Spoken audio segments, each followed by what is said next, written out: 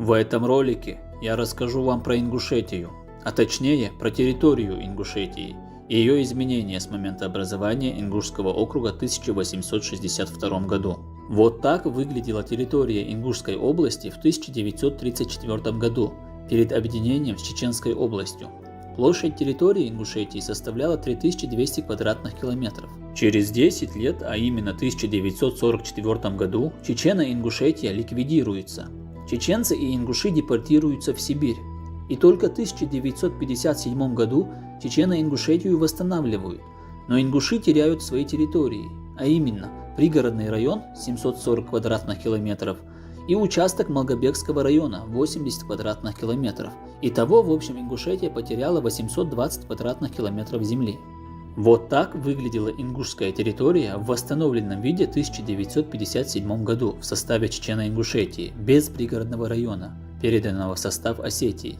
Площадь Ингушской области в 1934 году составляла 3200 квадратных километров.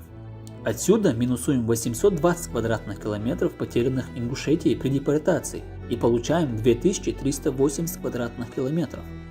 Именно вот столько на момент распада ЧССР в 1990-х годах должна была составлять площадь Республики Ингушетии. Закрепляем: 2380 квадратных километров. В начале 90-х ЧССР распадается, создается Ингушская республика, но уже в новых границах и с новой площадью. Если логически 3200 квадратных километров на 1934 год минус 820 квадратных километров, потерянных при депортации, получается 2380 квадратных километров. Но даже после этих невозвращенных до сих пор земель Республика Ингушетия сейчас занимает 3100 квадратных километров.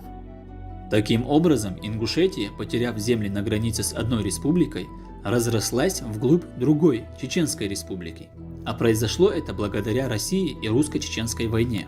Пользуясь катастрофическим положением Чечни в разгар освободительной войны с огромной державой, ингуши, прикрываясь ее армией, подлейшим образом захватывали чеченские земли, оформляя их за собой в закрытом, в одностороннем порядке, издавая указы и внеся их в кадастр, нарушая все мыслимые и немыслимые принципы, законы и общечеловеческие нормы морали.